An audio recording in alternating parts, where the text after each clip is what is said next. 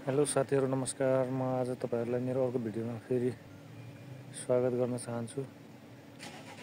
तपाईहरुलाई फेरि एउटा अर्को भिडियो लिएर आएको छु। भिडियो नछुटाई अन्तिमसम्म हेर्नु होला। आज केही आवश्यक जानकारीहरू दिने प्रयास गर्नेछु म कोरेसियाको बारेमा। यदि मेरो भिडियो मन पर्यो भने लाइक, शेयर, सब्स्क्राइब गरिदिनु होला। अनि तपाईलाई के कुरा थप चाहिएको छ जानकारी त्यसमा कमेन्ट पनि गरिदिनु होला। म आज तपाईको कमेन्टहरुको आधारमा रहेर एउटा भिडियो बनाइरहेको छु। हेरेर साथ दिनु होला है त।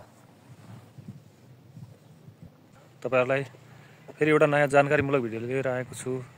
आजको भिडियो चाहिँ तपाईको कमेन्ट बेसिसमा बनाउँदै छु म।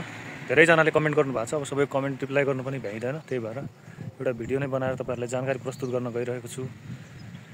जुन भिडियोमा तपाईहरुले कमेन्ट गरे अनुसार कुनै पनि कामको बारेमा सोध्नु भएको छ। कसैले सोध्नु भएको छ वेयर हाउसमा मैले भिजा एप्लाई गरेको छु अथवा वरपर कन्ट्र्याक्ट साइन गरेको छु। ड्राइभिङमा कस्तो हुन्छ, कन्स्ट्रक्सनमा कस्तो हुन्छ, यो सबै कुराहरुको एउटै आन्सर भनेको के हो मेरो विचारमा भनेपछि तपाईहरुकोमा यहाँ कोरेसियामा रहेको कम्पनी छ जुन कम्पनी चाहिँ एकदम लिगल्ली काम गरिराखेको छ अनि सबै कुरा राम्रो छ। कम्पनीको भनौं न अब यता सरकारले जुन कुराहरु हेरिराखेको हुन्छ उसको ट्याक्स तिरेकोदेखि लिएर हरेक कुराहरुको परफर्मेन्स राम्रो छ भने चाहिँ तपाईको भिजा 100% लाग्छ। त्यसमा कुनै दुई मात्रै छैन। त्यो कम्पनीमा कतिको कामदारहरु टिकिरहेछन्, कति भागिरहेछन् हैन, त्यसमा भर पर्छ। त्यही भएर मेन समस्या भनेको त्यही हो कि राम्रो कम्पनी छनौटमा हाम्रो भाग्यमा त्यो पर्यो भनेपछि भाग्य नै भन्नुपर्छ। राम्रो कम्पनी पर्यो भने भिजा लाग्ने चान्स चाहिँ एकदम राम्रो हुन्छ है त। अनि धेरै जनाले सोधिरहनु भएको छ भिजा एप्लाई गरेको मेरो यति दिन भयो अथवा कन्ट्र्याक्ट साइन गरेको यति दिन भयो, वर्क परमिट आ छैन। त्यो सबै कुराहरु मैले भिडियोमा पनि योभन्दा पहिलाको भिडियोमा पनि भनेको जस्तो लाग्छ मलाई। कन्ट्र्याक्ट साइन गरेको तपाईको 2 देखि 3 महिनामा वर्क परमिट आउँछ प्राय जस्तो। त्यस्तै भिजा एप्लाई गरिसक्नु भएको छ भने त्यो पनि त्यही हो, 3 महिनासम्म लागिराखेको चाहिँ मैले सुनेको छु हैन।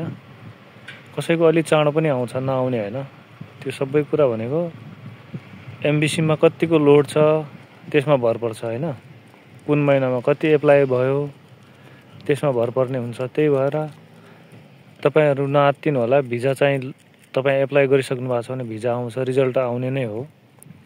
अब भिजा लाग्ने नलाग्ने भन्ने कुरा चाहिँ फेरि अब त्यही त हो नि, हाम्रो कोरेसियन कम्पनीमा भर पर्छ के कस्तो खालको कम्पनी छ, त्यो एजेन्सी कस्तो खालको छ। एजेन्सी राम्रो काम गरिराखेको एजेन्सीहरु छन् भनेपछि भिजा लाग्ने चान्स चाहिँ राम्रै हुन्छ। धेरै जनाको लागिराखेको छ। अब कसैको रिजेक्ट पनि हुन्छ। रिजेक्ट हुने कारणहरु कसैको डकुमेन्ट मिलेको हुँदैन, कसैको के हुन्छ भनौं, कोही कम्पनी नै राम्रो हुँदैन, फ्रड कम्पनीहरु हुन्छ। त्यही भएर अब सकभर आशा गरौँ सबैजनाको भिसा लागिहाल्छ होला। अब कस्तो खालको कम्पनी पर्छ, धेरै जना रिजेक्ट पनि आयो भन्ने सुनिरहेको थिएँ मैले अस्ति। नआत्तिनु होला। भिजा रेसियो ठिकै छ, धेरै नराम्रो पनि हैन, अब राम्रै एकदमै 100% पनि छैन के अहिलेको हिसाबमा। त्यही यताको कम्पनीहरु फ्रड भएर पनि होला। ल त साथीहरु, भिडियो अन्तिमतिर पनि आइसक्यो हामीहरु। अन्तिममा मैले के भन्न चाहन्छु भनेपछि तपाईहरु चिन्ता नलिनुस्। यदि राम्रो कम्पनी छ, डकुमेन्टहरु चाहिँ एकदम राम्रो तरिकाले बनाउनु भएको छ र फेक डकुमेन्टहरु छैन भनेपछि तपाईको भिजा मज्जाले लाग्छ। चिन्ता नलिनुस्।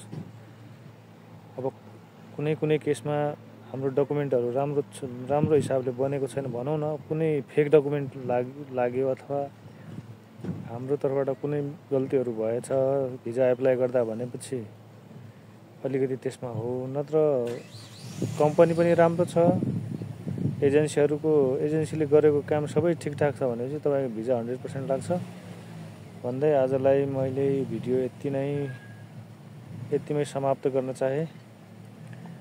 भिडियो अन्तिमसम्म हेरेर साथ दिनुभएकोमा तपाईहरुलाई धेरै धेरै धन्यवाद। हस्त, नमस्ते।